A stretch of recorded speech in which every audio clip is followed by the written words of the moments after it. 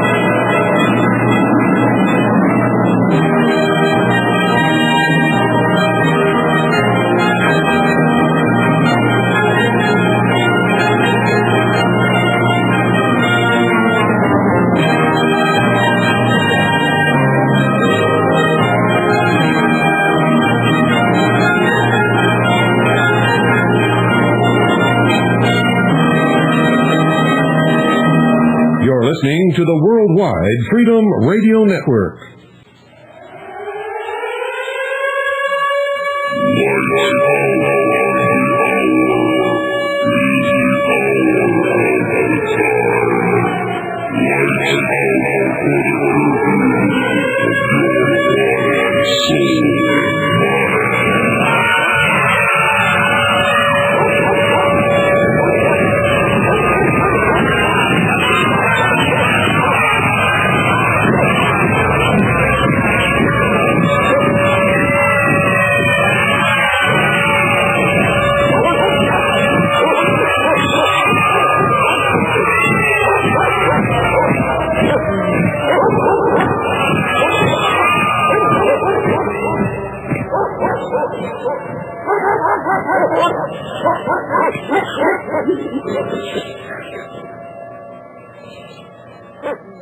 I'm William Cooper, and this is the Hour of the Time. Make sure you have pen and paper again ready with you tonight, ladies and gentlemen, because once again, we're going to be covering some highly unusual information. But I want to tell you right off the bat, if you have a computer, there is nothing that I'm going to give you tonight that is not on our website. So, if you miss something, you can go to the website and you can get all of this stuff. Well, not quite all of it. Almost all of it. Let me put it that way. So, pay attention, because this is one of those nights in your continuing education on the lost light.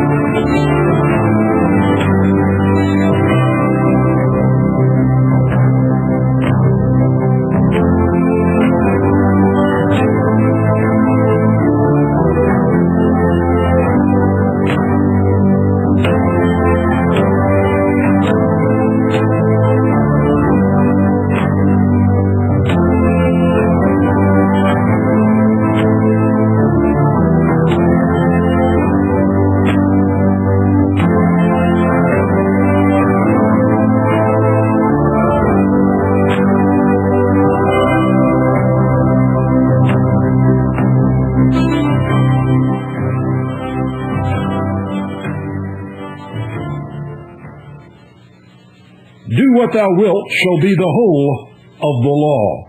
This according to the Thelemic order of the Golden Dawn. At the very top of their emblem, ladies and gentlemen, is the symbol of the rose. There is now established in the world a new order of the Golden Dawn. It is a magical, religious, scientific order dedicated to the teachings of Aleister Crowley. The principal function of the new order is to assist in the initiation of aspirants into the magical life of Thelema. It is a magical order of the new aeon, wherein men and women, by the essential aids of science and religion, can participate in the great work of Thelema. The new order of the Golden Dawn is called in the Latin tongue Novus Ordo Aurora Aurea. It is also called the Order of the Thelemic Golden Dawn.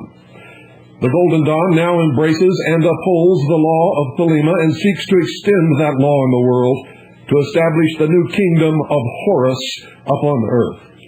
The rising god of the new temple is Horus, the crowned and conquering child of the new aeon, born from the past aeons of Isis and Osiris.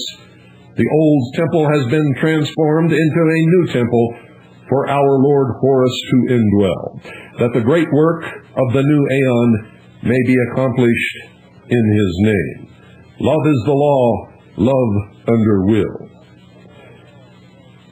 Those of you who have been listening to this broadcast for quite some time will have no trouble interpreting what I just read. Those of you who have not probably think it's just a bunch of mumbo-jumbo, but I can assure you that it has the utmost importance for your future well-being and the future freedom of your children and grandchildren. Aeon, as you know, means age in the Greek. So new aeon means new age. It is the magical order of the new age, wherein men and women, by the essential aids of science and religion, meaning their religion, can participate in the great work of Thelema. And for all practical purposes, you could just leave off of Thelema, because the great work is, after all, the great work.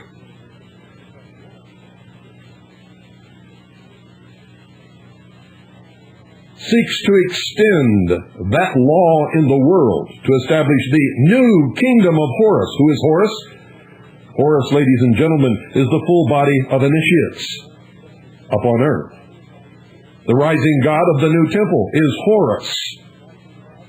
Now, do you understand what that means? The rising god of the new temple is Horus, the full body of the adepts, the initiates of the secret orders. The crowned and conquering child of the new aeon, meaning new age, born from the past aeons of Isis and Osiris, meaning that they have learned from the mistakes of the past, and they intend to exert their influence and control over the world. They say the old temple has been transformed into a new temple for our Lord Horus to indwell. Now, if you understand what that means, it means that man is God. The Lord Horus, the full body of adepts, the only truly mature minds endowed to rule upon this earth. And that the great work, the accomplishment of the bringing in of the new totalitarian socialist order of the new age may be accomplished in his name. Whose name? Horus's name. Who is Horus? Well, I said it 3 times. If you didn't catch it, I don't know how else to tell you, ladies and gentlemen. Most of you who've been living your life in fantasy and ignoring what's going on around you and thinking that all of this stuff is just a bunch of gobbledygook are in for the shock of your lives. In fact, I think that when all this comes down, I really believe this in my heart, many of you will just simply lose your mind. You will wander about the streets in a daze, sort of a trance, not being able to comprehend what has happened or why or who brought it about, and why you have to bear such a terrible burden of suffering during the chaotic transition from the new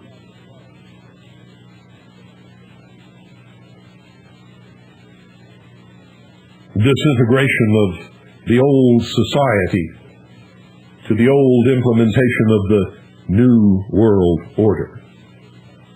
It will happen exactly that way.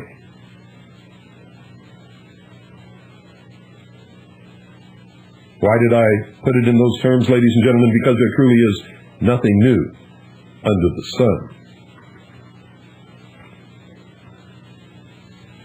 I know that many of you believe that you know the story of Christopher Columbus. I think that most of us, especially in the United States of America, in Spain,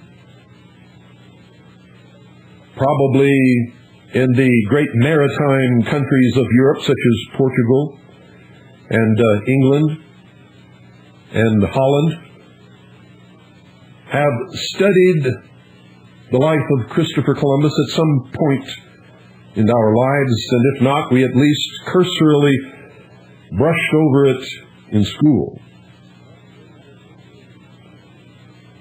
And the story is different depending upon where you hear it, but I can guarantee you the public or exoteric version of the story is not the true tale, ladies and gentlemen. And they hear a different story in Latin America and in the Caribbean Ocean and the Gulf of Mexico than they do in North America.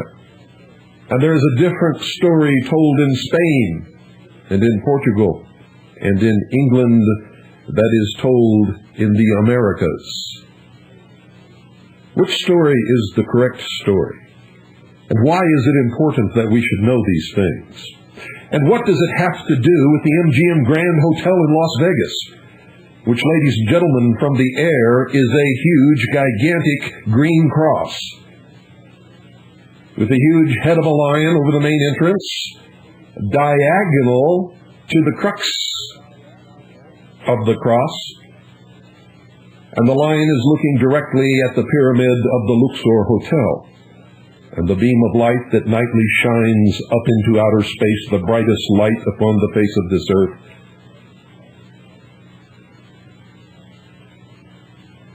What is the connection? Is there a connection? Well, I can guarantee you there is. Oh yes, ladies and gentlemen, there is.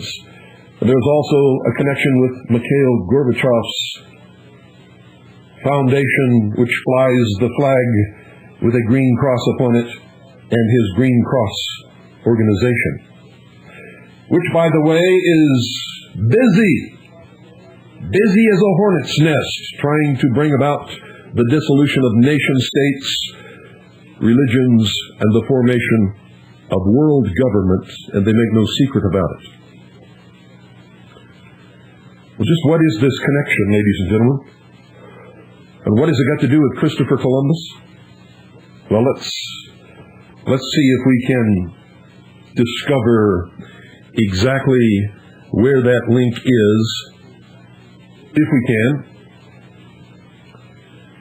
Remember, ladies and gentlemen, that the Knights Templar were not a church organization. They were founded on the Temple Mount by the King of Jerusalem. They were not recognized by the church until many years later, when they rose to a position of extreme power and wealth. And it was all political, had nothing to do with the worship of Jesus Christ or Christianity, I can assure you.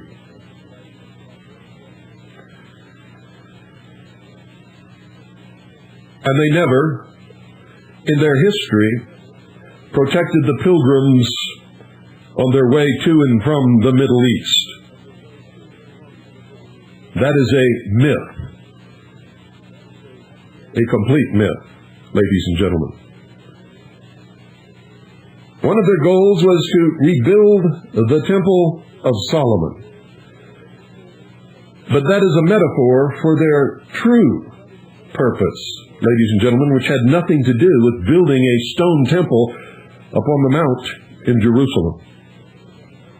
It had to do with the perfection of humanity and the bringing about of a new race of men. So with that small a bit of knowledge to prepare you for what I'm going to give you now. I hope that you will be able to understand it.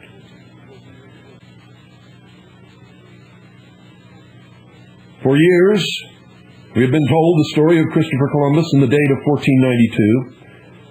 But with the title of a book, The Untold Story of Christopher Columbus by George Grant, there is fuel for thought. And it agrees with everything that I have researched, ladies and gentlemen, and brought to you on the episodes of The Hour of the Time.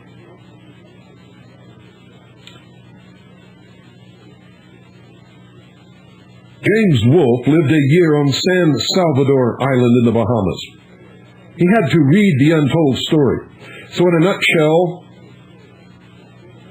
he wrote a few strings of what he learned. Seems as if Mr. George Grant, in his book The Last Crusader, sees the trip as a way to raise money to help fund another crusade. An hour before moonrise on October the 11th, Columbus saw, or thought he saw, a light in the darkness along the western horizon.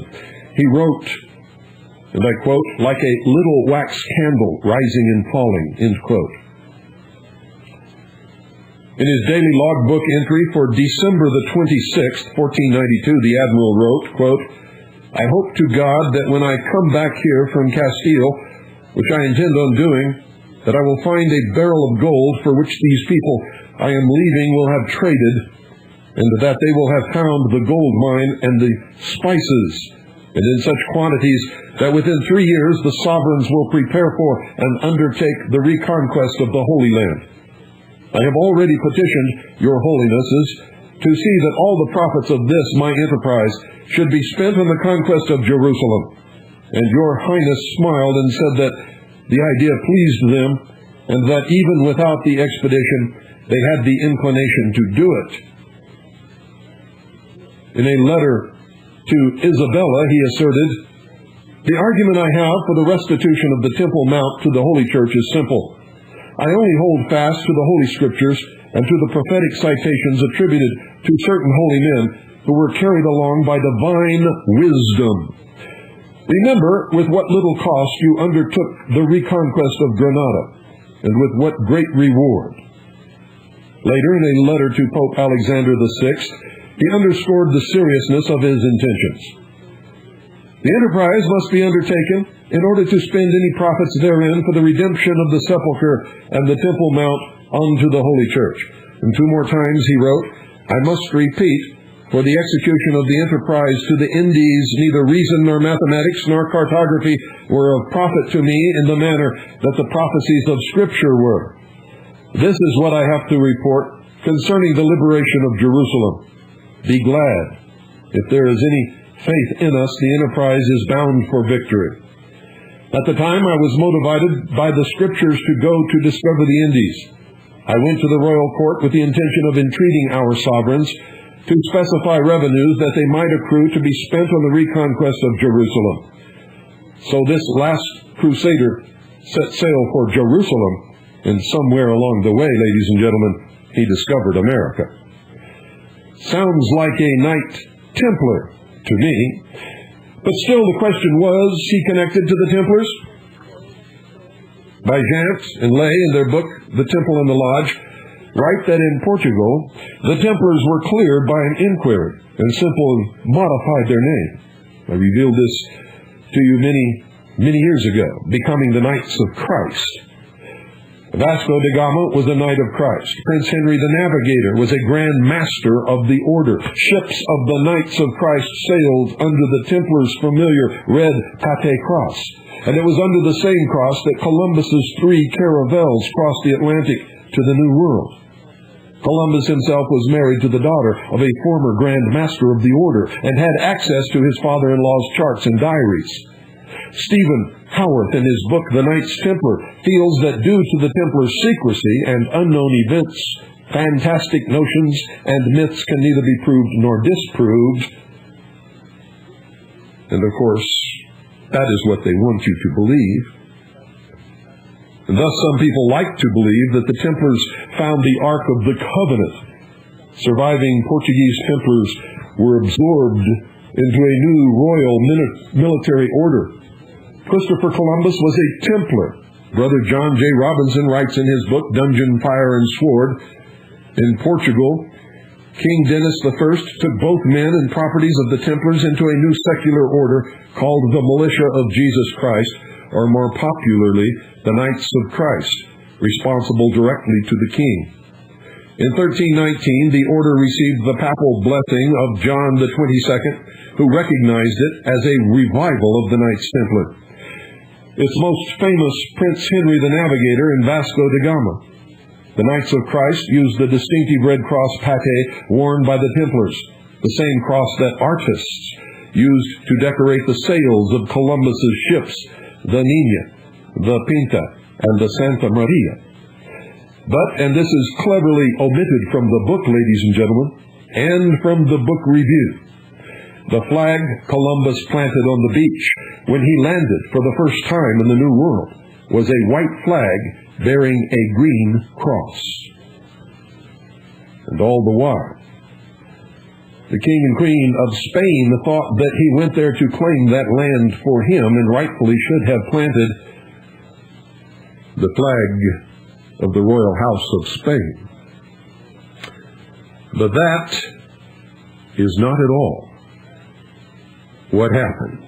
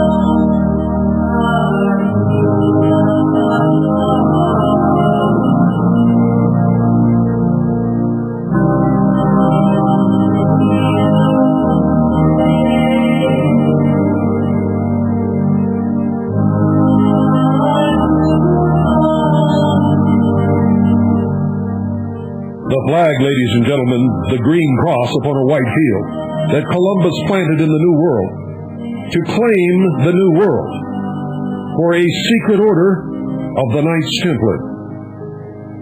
And that is the truth.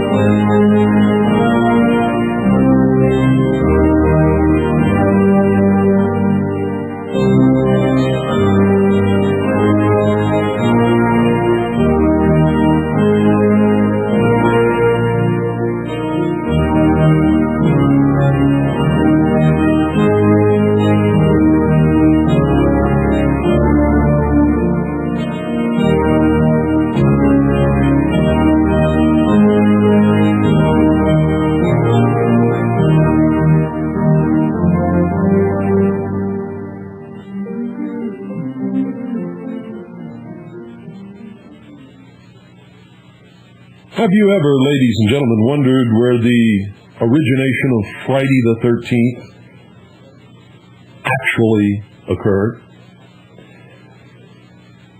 Well, it occurred in France. I'm not going to tell you that story now. I've told it to you before. But you see, I always get these letters from people who say, "I don't believe what you're saying, Bill Cooper." So I will read you the research of someone else. Nancy J. Gill And here's what she says. I recently checked out a book from the library called Off the Road, a modern-day walk down the pilgrim's route into Spain. Copyright 1994, published by Simon & Schuster. The author, Jack Hitt, decided to sidestep an anticipated midlife crises by abandoning his safe, comfortable American life to follow the pilgrimage route to Santiago de Compostela, Spain, the putative final resting place of St. James the Apostle. Lasting 2 months or more, depending on the starting place, the walk traditionally winds up just before St. James' feast day, July 25th. Along the route of Europe's oldest form of packaged tour, he encountered a varied cast of characters and a host of legends, and one in particular caught my eye. And this is the story. The King of France at the turn of the 14th century was known as an uncommonly handsome man. He was called Philippe le Bel, the Beautiful. Philip the Beautiful. An ironic epithet for a king of Gothic pitilessness because of the French king's constant financial problems. Relations between Paris and Rome had degenerated into a ludicrous state of affairs. The Beautiful had exhausted all the usual medieval methods for balancing the books.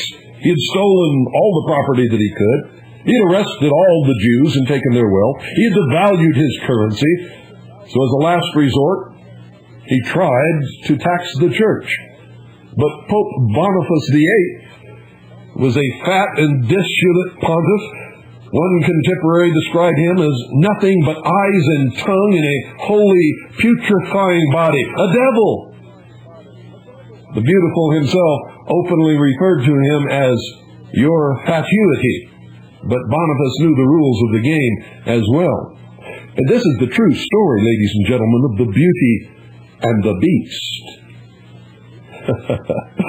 And the end of the story is the hopeful reunion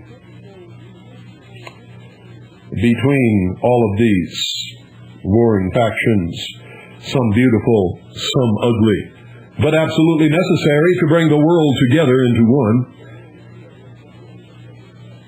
The Beautiful himself openly referred to him as your fatuity. Can you imagine that? Calling the Pope such a name? In retaliation for France's new fiscal arrangements, the Pope issued a dictum forbidding the taxation of the clergy. And here you have a rock and a hard spot. So the Beautiful closed French borders to the exportation of gold bullion, cutting off Rome's transalpine money supply. And to rub it in, he arrested the Bishop of Pamiers and charged him with blasphemy, sorcery, and fornication. And you know what? At least some of it was probably true. So the Pope issued a bull condemning the arrest and revoked some of the Beautiful's papal privileges. Well, Philippe le Bel burned his copy of the bull in public. And folks, for those of you who don't understand all of this, a bull is not an animal with horns here. A bull issued by the Pope is an order, as a matter of fact, an edict, if you will. The Pope, in turn, delivered a stinging sermon filled with ominous warnings that the church was a creature with one head, not a monster with two. And the Beautiful issued charges in absentia against the Pope himself, alleging blasphemy, sorcery, and sodomy. Fornication wasn't big enough for the Pope, had to be sodomy. The Pope, in turn, excommunicated the Beautiful. Now that's a real serious thing in those days, folks. He compared the French to dogs and hinted that they lacked souls. His nuncios leaked a rumor that the pontiff might well excommunicate the entire country. Sound a little like your children at play in the backyard? The peasants were stirred by such threats, and the Beautiful quickly grasped that revolution was a better future to them than excommunication, so he acted fast, dispatching an army to Anagni, where the Pope was staying. He placed the 86-year-old pontiff under house arrest. The locals, however, managed to save him, but a month later Boniface passed away. And some allege that he succumbed to shock at the outrage. Beautiful returned to his economic problems. His wife died in 1305, and since he no longer would have to kiss a woman's lips, he applied for membership in the Knights Templar. The permanent Knights of the Paris Temple may have suspected that his intentions were less than pious and did something almost unspeakable. They blackballed the king. Now, in case you don't know what that means, even today in the Masonic Lodge, when a member or when a profane is proposed for membership by one of the order, all of the members are given two little balls, one white and one black. And a box is passed around amongst the membership. And folks, when the box is opened, if there is one black ball in the box, the candidate cannot be admitted for initiation into the order or into the lodge. So apparently, Philippe le Bel received at least one black ball in the box when the Templars passed the box around the membership. For they blackballed the king. Now, you don't just blackball a king. The following year, the Grand Master of the Knights Templar, Jacques de Molay, returned to Europe from the Mediterranean in a show of luxury. He was accompanied by 60 knights and a baggage train of mules laden with gold and jewels. And around that time, the Beautiful was more desperate than ever to solve his messy state finances. He tripled the price of everything in France overnight. An open rebellion broke out in the streets. Rioters threatened to kill him. He fled to the Parisian temple and begged the knights for protection. Oh, how humiliating. So in the fall of 1307, Philippe le Bel, the Beautiful, arranged a state action impressive even in these days of data highways and rapid deployment teams, because this is something that is so difficult to pull off. On September 14th, he mass-mailed a set of sealed orders to every bailiff, seneschal, deputy, and officer in his entire kingdom. The functionaries were forbidden under penalty of death to open the papers before Thursday night, October the 12th. The following Friday morning, October the 13th, alert to their secret instructions, armies of officials slipped out of their barracks. By sundown, nearly all the Knights Templar throughout France were in jails. One estimate puts the arrest at 2,000, another as high as 5,000. Only 20 actually escaped from France. The initial charges were vague, but they didn't sound good. A bitter thing, a lamentable thing, a horrible to think of and terrible to hear. A detestable crime they were accused of, an execrable evil, an abominable act, a repulsive disgrace, a thing almost inhuman, indeed alien to all humanity, has, thanks to the reports of several trustworthy persons, reached our ear, smiting us grievously and causing us to tremble with the utmost horror. What followed was so foul, according to folklore, that Templar sympathizers cursed the day itself, condemning it as evil, Friday the 13th. Whose reputation, ladies and gentlemen, has never recovered. And because of it, and because of the torture that followed, worked upon the Templars in their captivity, and the eventual burning at the stake of almost all of them, including their Grand Master, Jacques de Molay, the Templars who had fled France, and all of the Templars who were residing or traveling or happened to find themselves in other countries at the time, went underground, moved into the various fraternal orders that existed at that time, and rose to the top and took them over. Some went to Scotland and fought with Robert the Bruce and were rewarded for their heroism, their valor, and their military help at a time when he needed it, at a time when their help actually gave Scotland the edge and they won their freedom from England and formed the Scottish Rite of Freemasonry.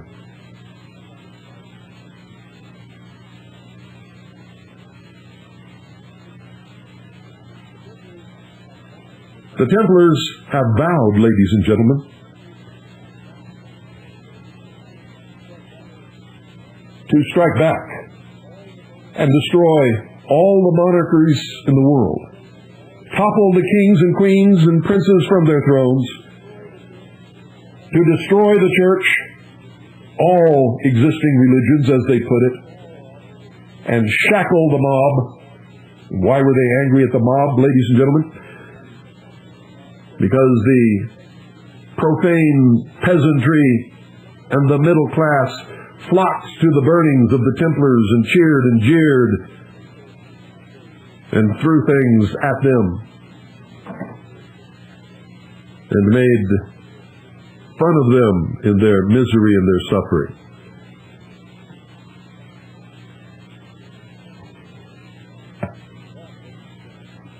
And that, ladies and gentlemen, is the origin of Friday the 13th.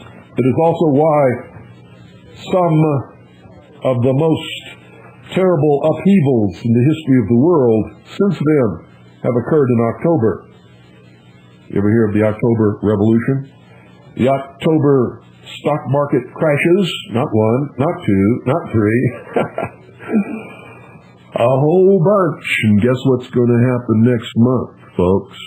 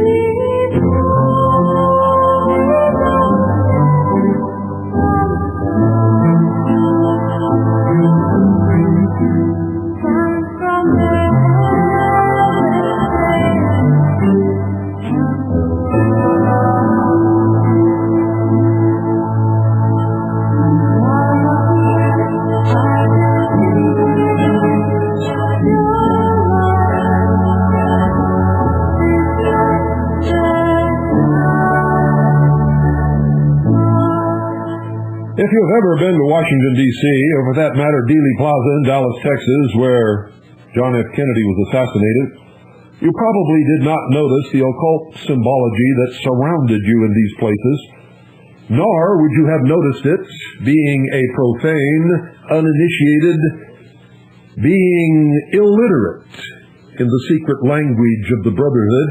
You would not have noticed the same exact symbols in the outer courtyard of the Vatican, which is, ladies and gentlemen, a round temple of the sun, similar to Stonehenge, with an obelisk standing erect in the center, and there is always a reflecting pool. Usually somewhere around there will be a triangle of some sort or a pyramidal structure. There will always be columns Recognize any of that, ladies and gentlemen? In case you don't know what an obelisk is, the Washington Monument is an obelisk. Pat Buchanan identified himself as a member of these secret orders last Christmas when he sent out as a Christmas card a picture of an obelisk with a red ribbon tied around its base, the two bows, or the two loops of the bow, signifying the testes. For the obelisk is really the symbol of the phallus of Osiris, the lost word, the lost light, the severed part which Osiris was unable to find. Remember that the sun is the doctrine. Osiris, Isis, is the church, the moon. The full body of adepts, the initiates, the Illuminati, are the child Horus, all searching for the lost word, the generative force, if you will, the creative power of God that is within them. And if you've been to the Luxor Pyramid Hotel in Las Vegas, I'm sure that many of you went through the 3 different entertainment acts called the Search for the Obelisk, and did not even realize that you were in a temple of initiation, and that when you left, in your subconscious, you were a Freemason, Master Mason, as a matter of fact, at that point, but without portfolio and without conscious memory or knowledge of what had just happened to you. In Washington, D.C., you will see the symbology everywhere. And if you go into the rotunda of the Capitol building and look straight up, a thing that most people never do, you will see that the people who built Washington, D.C. were not Christians, not ever. And most of the founding fathers were not either. They were deists. They were members of the Jacobin clubs. They were members of the Freemasonic lodges. George Washington and Benjamin Franklin were masters of their lodges. Thomas Jefferson actually defended Adam Weishaupt when the Illuminati was criticized publicly, just in case you thought it was all a big joke. It wasn't a joke to Thomas Jefferson, who, by the way, wrote his own Bible. He literally tore up the King James Version of the Bible, said it was disgusting. There could be no such God in this universe, and he wrote his own. Isn't it amazing how shocked you can be to learn that you have been taught lies over the years? And that even now that you're being given the truth, you will resist it and you will rave at me, the messenger, because you don't want to hear it, based upon sheer emotion alone, without even checking the facts, as you should do, as I admonish you to do. Listen to everyone, read everything, believe absolutely nothing unless you can prove it in your own research. Go out and prove me wrong, and you will shortly find that I am right, if you do your research properly.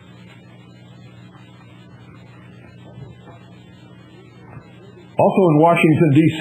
is a building called the Pentagon, which houses the Magi. For the senior ranks of the military, there is made up in that circle of men a secret order founded by George Washington called the Knights of the Golden Circle. Its first chapter was formed among the officers who had served with George Washington during the Revolutionary War. Most of them were also Freemasons.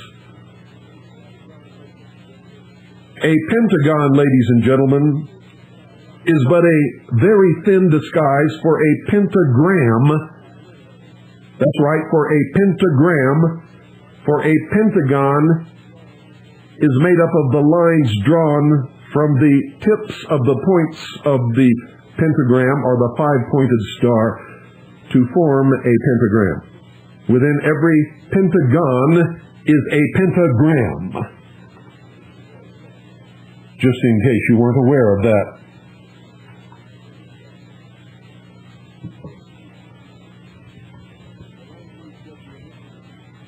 In the language of the initiates, the pentagram is also known as the star of light, when it represents or symbolizes the regenerate man or initiate.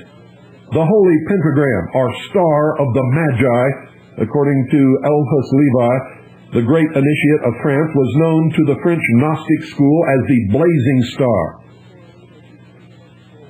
the sign of the intellectual, omnipotent autocracy, or spiritually enlightened masters known amongst the adepts as the Magi. The star of the Magi is the Word made flesh, and according to the direction of its rays, this absolute symbol represents good or evil, order or disorder. The saving Lamb of Ormond and St. John are the accursed goat of Mendes. It symbolizes initiation or profanation. It is at once Lucifer or Vesper, the morning or evening star. It is Mary or Lilith, victory or death, light or darkness. When the pentagram elevates two of its points, it, like the reversed triangle, represents Satan or the goat of the mysteries. When it elevates the one point, it is that star of light representing the Savior, goodness, virtue, adoration, reverence. And by Savior, they do not mean Jesus the Christ. They mean the Christ within, the God in man, the intellect that will ultimately make man God. The pentagram is the figure of the human body with its four limbs and a single point representing the head.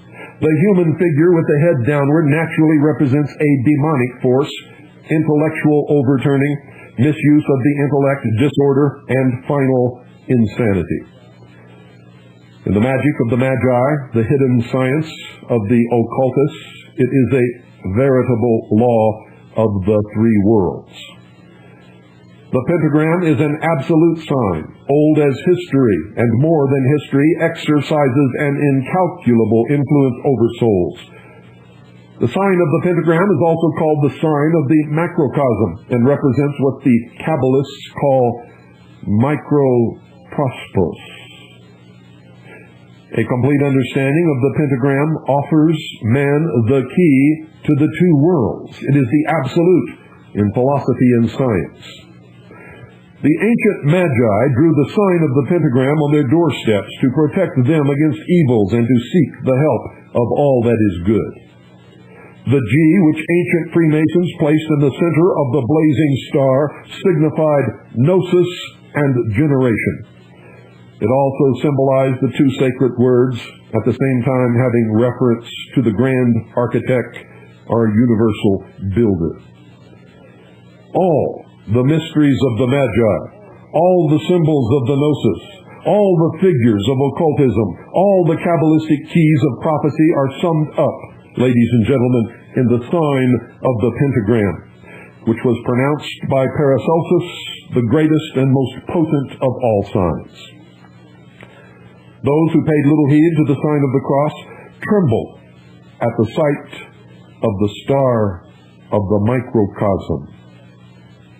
And this was taken from the preface of Nidor Priestess of the Magi, or Blazing Star, by Dr. J.T. Bettiero, former Supreme Grand Preceptor of the Magi. How about that? I bet that made you stop and think, didn't it? If this is a Christian nation, why is there an obelisk representing the Phallus of Osiris in Washington, D.C.? Why, when you stand in the rotunda of the Capitol building and look straight up at the inside of the dome, do you see a painting of George Washington riding in the chariot, being pulled by the horses across the heavens as Apollo, the god of the sun? And why is it that around this big painting of George Washington in the chariot of Apollo are pictured all the old gods of the Roman pantheon? Mercury, Zeus, all of them, ladies and gentlemen. And why is there a huge pentagon hiding in its structure the greatest occult power known to man, the pentagram? And why are the streets shaped like the compass and the square? And all of the other symbology that exists there. I think you'd better wake up, ladies and gentlemen, for there has always been a secret destiny of America, and it has never been what you have always seemed to think. America has always been headed and directed and guided by the hand of the Illuminati. It was formed for the purpose of giving the common man, for the first time in the history of the world, real freedom. And once that revolutionary effect reverberated around the world, it toppled the kings and queens and princes from their thrones exactly as it was designed to do. And now they are in the process of going about their business of taking that freedom back from the common man and cementing their ties that they have made in the power structure of all the nations of the world to dissolve all the existing religions, all existing nation states, to shackle the mob and bring about their final victory, their utopian socialist world government, which they call the Golden Dawn, the New World Order, the New Age.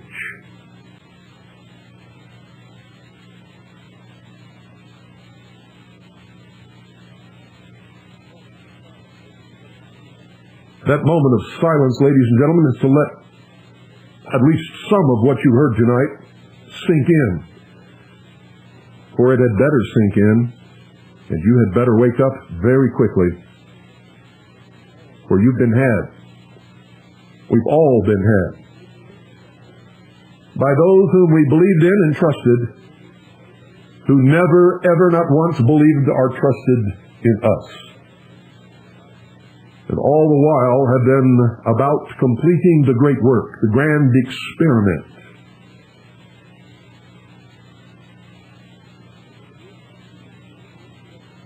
They believe that the end justifies the means, and there is nothing, absolutely nothing, that they will not do to accomplish their ends.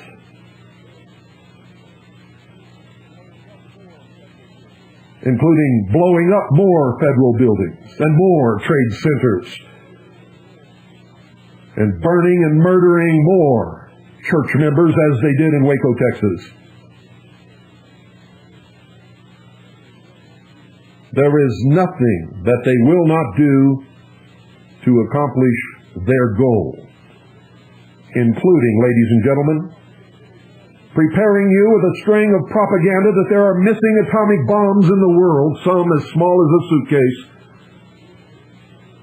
And once they have prepared you for the proper length of time, if they believe there is no other way to disarm the people of America and bring about the totalitarian state that they want, they will, and I tell you this, they will, and you can bet on it, you can take it to the bank, they will detonate an atomic bomb in an American city. Good night. And God bless each and every single one of you. And may God reach down in His big, endless bucket of mercy and save this republic and its people.